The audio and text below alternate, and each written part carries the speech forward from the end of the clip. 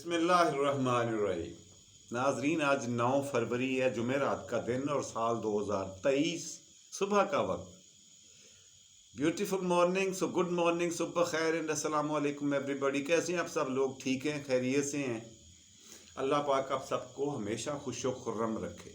जी नाजरीन, सुबह के प्रोग्राम में हमारा पहला और मेन सेगमेंट हिंदुस्तान की तारीख और तारीख का मुतालिया करते हुए, वर्क गर्दानी करते हुए हम पहुंचे हुए हैं 18वीं सदी के दरमियान में, जहां हम देख रहे हैं कि हिंदुस्तान पर नाम के तौर पर, नाम के लिए, बराए नाम अभी भी सल्तनत मुगलिया का दौर था। मुगलिया सल्तनत, मुगलिया बादशाह चल रही थी, लेकिन कोई उनकी सुनने गिनने मानने वाला नहीं था।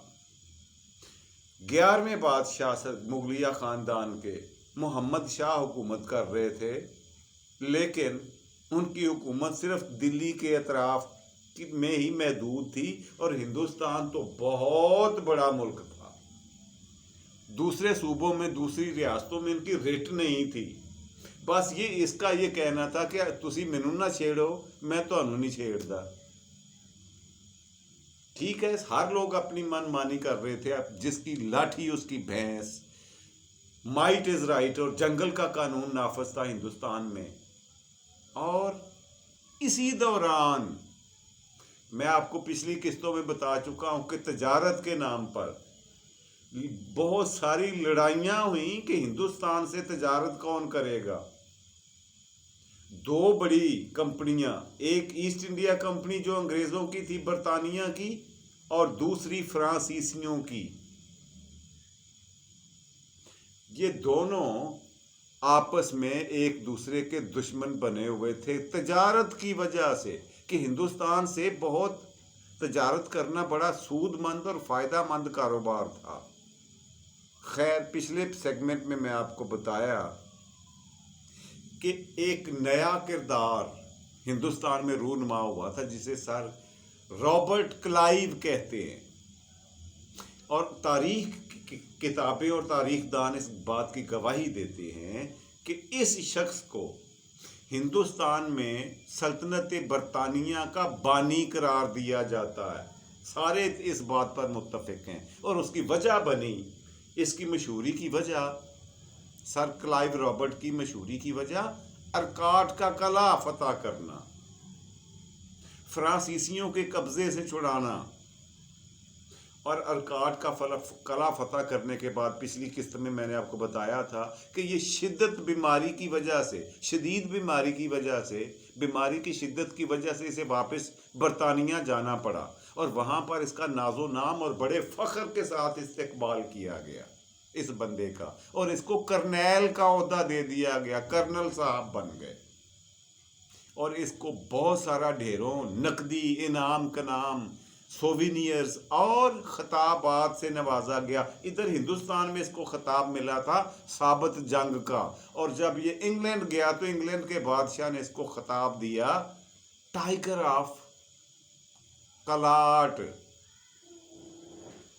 यानी शेरे कलाट, शेरे अर्काट। अर्काट का कले की वजह से, फतह करने की वजह, शेरे अर्काट का खिताब दिया गया इसे। अब पीछे क्या डेवलपमेंट हुई, आज हम उस पर बात करेंगे। पीछे ये हुआ हिंदुस्तान में, फिर ये हुआ इसके जाने के बाद हिंदुस्तान में ये हुआ कि उधर बंगाल में बहुत मशहूर मारूफ बादशाह था, हुकूमत कर रहा था। ये मैं आपको बता चुका हूँ कि हिंदुस्तान में बहुत सारी रियासतें, ममलिकतें और ममालिक बने हुए थे। हर एक रियासत का बादशाह, हुक्मरान या ताजदार जो हुआ करता था, वो अपने अपने तई अक्सर औकात राजा कहलवाता था, राजा। उसके अलावा जो सबसे ज़्यादा मशहूर और मारूफ चीज़ थी, खिताब था, वो बादशाह के लिए हुआ करता था नवाब। यही वो खिताब था, यही वो नाम था जो बंगाल के बादशाह अपने नाम के साथ लिखा करते थे। अब हुआ क्या कि बंगाल के ऊपर बड़ी लंबी चौड़ी और ताकतवर हुकूमत थी نواب علی وردی خان، نواب علی وردی خان جی، یہ میں پھر بتا دوں کہ یہ 17ویں صدی یعنی 1750 کے ارد گرد کی بات ہو رہی ہے۔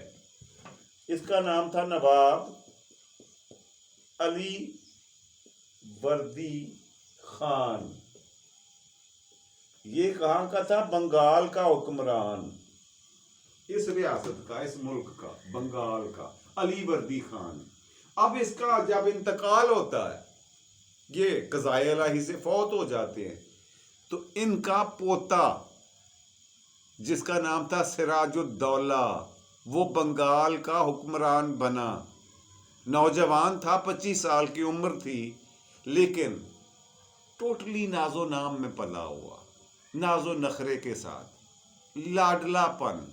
اور اسی وجہ سے کہ یہ اپنے تخت کے اندر، اپنے قلعے کے اندر، اپنے دربار کے اندر اپنے باپ دادا کے ساتھ رہا کرتا تھا۔ وہاں اسے اچھی تعلیم تو ملی، تربیت بھی اچھی کری انہوں نے، بادشاہوں کے لیول کی، نوابوں کے لیول کی، مگر باہر کی دنیا کی اسے ہوا نہیں لگی۔ یہ ضدی بن گیا، چڑچڑا بن گیا۔ اس کو زمانے کی چیرہ دستیوں اور سختیوں کو، اونچ نیچ کا بالکل بھی علم نہیں تھا۔ یہ میں نہیں کہہ رہا، تاریخ کی کتابیں بولتی ہیں۔ نواب سراج الدولہ صاحب یہ 25 سال تک اپنی اب زندگی کا اوائل جو ہے، جوانی کی حدوں کو چھونے تک قلعے کے اندر ہی رہا۔ یہ جنگ و جدل تو دور کی بات ہے، اسے تیر تلوار چلانا تو خیر اس نے خواب میں بھی نہیں سیکھا ہوگا، دیکھا ہوگا۔ ایک دوسرے کا گریبان پکڑنا بھی اسے نہیں آتا تھا۔ اس وجہ سے اسے جب اچانک اس کو بادشاہت مل گئی، نوابی مل گئی، راجا کی کرسی مل گئی، حکمران کی درجہ مل گیا بنگال کا، تو اس کی پہلی ہی حرکت نے ثابت کر دیا کہ یہ واقعی ضعیف العقل آدمی تھا۔ فاتر العقل تو نہیں کہیں گے، ضعیف العقل کہہ لیں۔ خیر، کیا کیا اس نے نواب سراج الدولہ نے؟ وہ یہ کیا کہ یہ 1757 میں، 1756 میں یہ بنا ہے بادشاہ، 1756 میں، پھر نوٹ فرما لیں، سراج الدولہ بنگال کا نواب بنا، سربراہ بنا، حکمران بنا 1756 میں۔ وہی 18ویں صدی کے وسط میں، درمیان میں بن گیا بادشاہ۔ اس نے پھر یہ کیا کہ یہ شروع میں، بچپن میں ہی دو چیزیں اس میں بدرجہ اتم موجود تھیں۔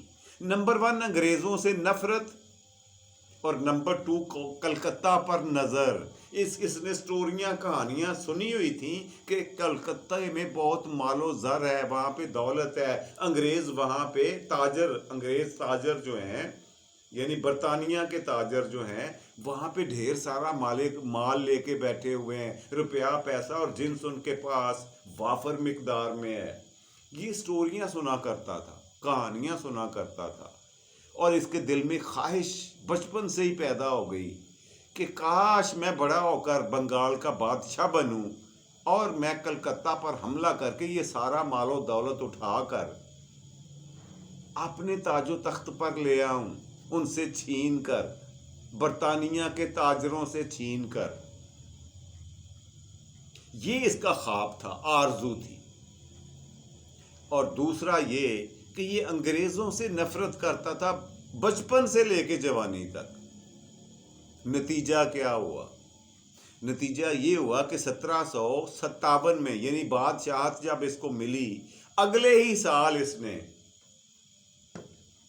ارد گرد دیکھنا شروع کر دیا اور دل میں سوچنا شروع کر دیا کہ میں کلکتہ پر حملہ کروں، فورٹ ولیم پر۔ وہاں پہ جو قلعہ تھا اس کا نام تھا ولیم، اور وہ برطانیہ کے زیر تسلط تھا۔ میں بتا چکا ہوں پچھلی قسطوں میں کہ سر رابرٹ کلائیو نے وہ فتح کیا تھا، وہ قلعہ۔ خیر، ہوا یہ کہ اتفاق کی بات دیکھیں کہ یورپ میں ایک دفعہ پھر سے 1757 में अंग्रेज़ों और फ्रांसीसियों में के दरमियान जंग छिड़ गई, जिसकी आतिश, जिसकी हिद्दत, जिसकी शिद्दत हिंदुस्तान में भी महसूस की गई। अब अंग्रेज़ों को अरकार जो बैठे हुए थे कलकत्ता के फोर्ट विलियम में, उनको खदशा हुआ कि ऐसा ना हो कि फ्रांसीसी, क्योंकि हिंदुस्तान में भी मौजूद हैं, वो दोबारा हमारे किले पर हमला करके फोर्ट विलियम को फतह ना कर लें, हमारे किले को तजारती मरकज पे कब्जा ना कर लें।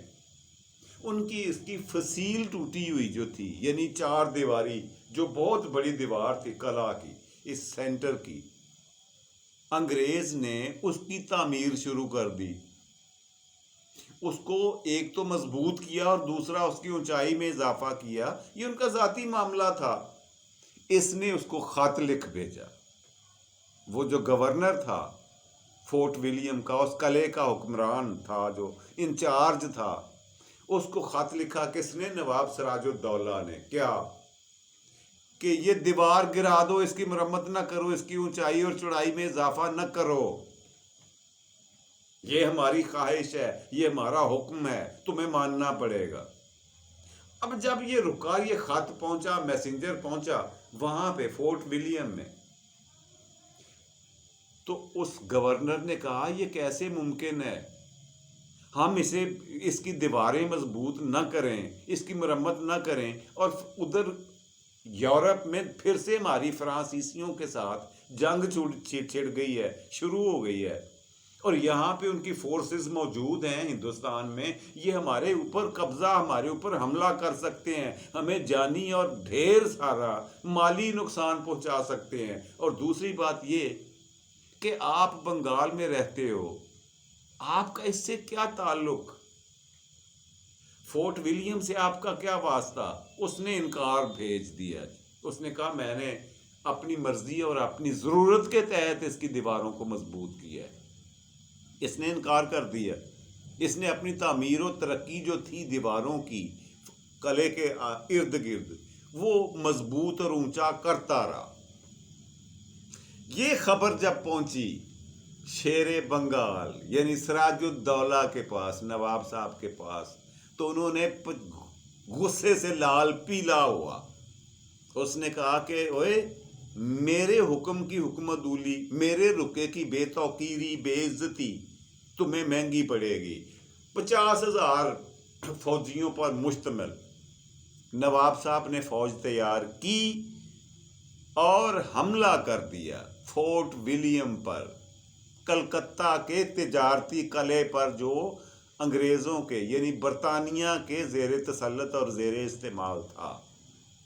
कहा जाता है, तारीख की किताबें बताती हैं कि उस हमले के वक्त वहां पे किले के अंदर तकरीबन 174 लोग मौजूद थे अंग्रेज। कितने? 174,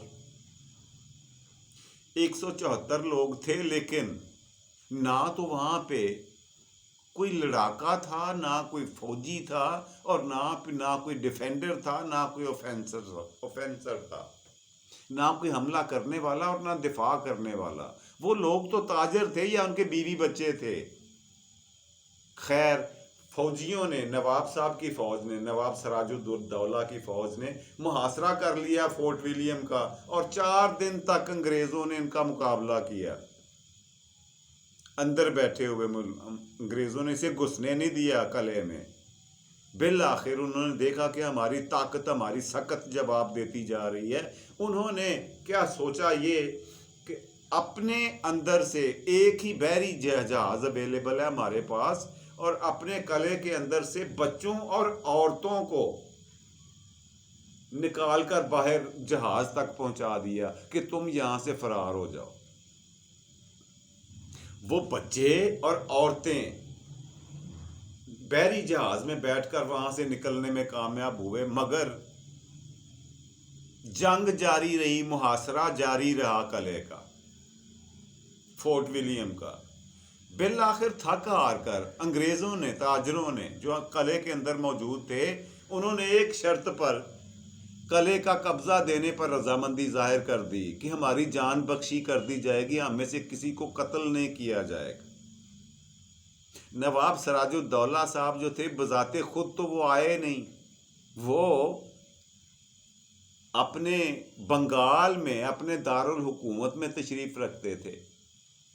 خیر جو فوج کا انچارج تھا انہوں نے سوچا کہ ہمیں بغیر مقابلے کے، بغیر جانی اور مالی نقصان کے ہمیں قلعے کی فتح مل رہی ہے، پلیٹ میں رکھ کر دی جا رہی ہے، ہم لے لیتے ہیں۔ انہوں نے آپس میں بیٹھ کر جرنیلوں نے چھوٹی سی میٹنگ کی اور قلعے کا قبضہ لے لیا، مگر وہاں پہ موجود عورتوں اور مردوں کو جنگی قیدی بنا لیا۔ مارا تو نہیں انہیں، وہاں پہ قتل نہیں کیا، انہیں جنگی قیدی بنا کر واپس بنگال لے گئے۔ اور اس وقت کہا جاتا ہے کہ جب بنگال میں پہنچے تو وہاں پہ کیونکہ شام کا وقت تھا، بادشاہ سلامت اپنی آرام گاہ یعنی اپنے بیڈ روم میں جا چکے تھے، ان کو خبر نہیں تھی۔ مگر جو میں نواب سراج الدولہ کی بات کر رہا ہوں وہ اپنے بیڈ روم میں تھے۔ انہوں نے یہ کیا کہ انہوں نے خیر بعد میں،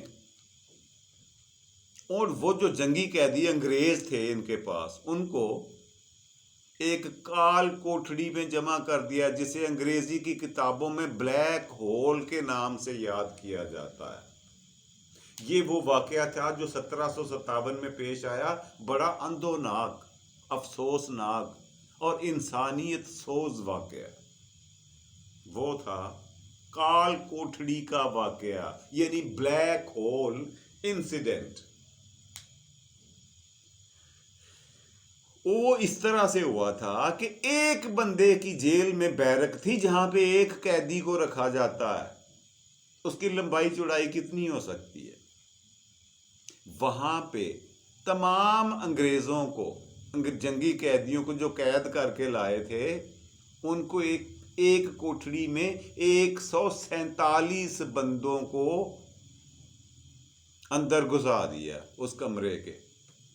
گرمی کا موسم تھا اور وہاں پہ بجلی کا اس وقت کا انتظام، پنکھے کا بھی نہیں، ہوا کا گزر بھی نہیں تھا۔ اور جب صبح وہاں پہ لیٹنا تو کیا، اب بتائیں کہ ایک کمرے کے بیرک میں 147 بندے کیسے رہ سکتے ہیں؟ ان کو زبردستی گھسا کر اندر بند کیا، اور کہا جاتا ہے دم گھٹنے کی وجہ سے جیسے جیسے وہ قیدی مر رہے تھے، ویسے ویسے جو پہرے پہ پہرے دار تھے اس جیل کے، وہ کہے لگا رہے تھے، ہنس رہے تھے، تمسخر اڑا رہے تھے، مذاق اڑا رہے تھے ان کا۔ یہ واقعی انسانیت سوز واقعہ تھا جو پیش آیا۔ خیر جب صبح ہوئی، رات جیسے تیسے گزری، صبح ہوئی تو جب اس بیرک کا دروازہ کھولا تو اس میں پتہ ہے کتنے لوگ زندہ تھے؟ ٹوٹل 25، 121 لوگ، 122 لوگ وفات پا چکے تھے، فوت ہو چکے تھے۔ ان کی لاشوں کو نکلوا کر وہاں سے قریبی کھیتوں میں پھینک دیا گیا۔ یہ واقعی تاریخ کی کتابوں میں آج بھی چیخ چیخ کر کال کوٹھڑی کا واقعہ جو ہے، یا بلیک ہول انسیڈنٹ جو ہے، یہ چیخ چیخ کر لوگوں کو بتا رہا ہے کہ یہ اچھا نہیں ہوا تھا۔ خیر اس کے نتیجہ کیا ہونا؟ وہی ہوا جو ہونا چاہیے تھا۔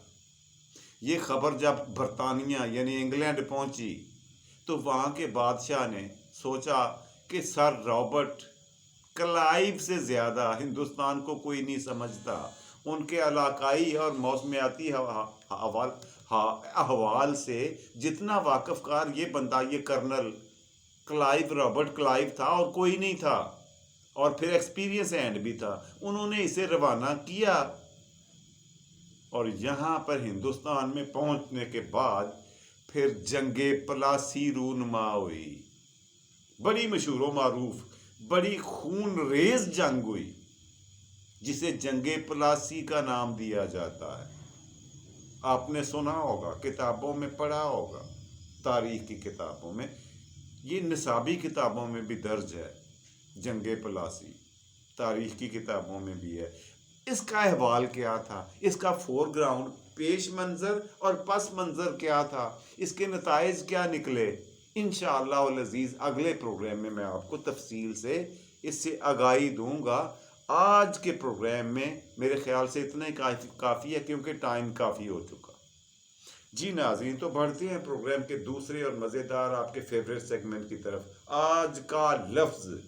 جی آج کا لفظ جو میں آپ کی خدمت میں پیش کرنے جا رہا ہوں وہ ہے، جی کیا آپ کو بتاؤں، آج کا لفظ ہے ریگ مال. ریگ مال آپ نے سنا ہوگا، کس نے نہیں سنا ریگ مال؟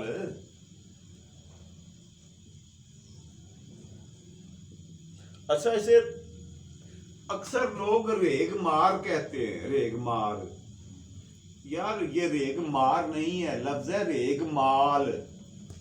آخر میں لام ہے، لام بولا کریں. اب میں آپ کو بتاؤں گا اس کا مطلب کیا ہے. یہ دو الفاظ ہیں، ریگ اور مال. ریگ کا مطلب ہوتا ہے لوہے کا برادہ، اور مال کا مطلب ملنا. یعنی وہ چیز جس کے اوپر لوہے کا برادہ ہو، اس کے ساتھ ملنے والی چیز کو ریگ مال کہتے ہیں. امید ہے آپ کو آج کا لفظ پسند آیا ہوگا. تو بڑھتے ہیں ناظرین آج کے پروگرام کے تیسرے آخری اور مزیدار سیگمنٹ کی طرف، اور وہ ہمیشہ کی طرح ہوا کرتا ہے آج کی بات. ناظرین آج کی بات جو میں آپ کی خدمت میں پیش کرنے جا رہا ہوں وہ اس طرح سے ہے کہ ہر انسان کی زندگی میں، آپ کی، میری، سب کی، دو چیزیں لازمن ہوتی ہیں اور یہ ٹوٹنے کے لیے ہی ہوتی ہیں. کون کون سی؟ نمبر 1 سانس، اور نمبر 2 ساتھ. دونوں ایک نہ ایک دن ٹوٹ جاتے ہیں، لیکن فرق پتہ کیا ہے؟ فرق یہ ہے کہ سانس ٹوٹنے سے بندہ ایک بار مرتا ہے، مگر ساتھ چھوٹنے سے، ساتھ ٹوٹنے سے، ساتھی کے بگڑ جانے سے، بچھڑ جانے سے، ساتھ ختم ہو جانے سے انسان روز مرتا ہے اور روز جیتا ہے. ایک ایک سانس کے ساتھ بڑی ذلت آمیز اور بڑی دقت آمیز زندگی گزارنی پڑتی ہے. اللہ کسی کا کوئی عزیز، کوئی اقارب، کوئی رشتہ دار، کسی کا ساتھ نہ ٹوٹے، کسی کی آس نہ ٹوٹے. آئیے اسی دعا کے ساتھ آج کے پروگرام کو ختم کرنے کی آپ سے اجازت چاہتا ہوں. خوش رہیں، خوش رکھیں، اپنا اور اپنے پیاروں کا ڈھیر سارا خیال رکھا کریں. خوشیاں سمیٹیں اور خوشیاں بانٹیں. رب رکھا اور پاکستان زندہ باد.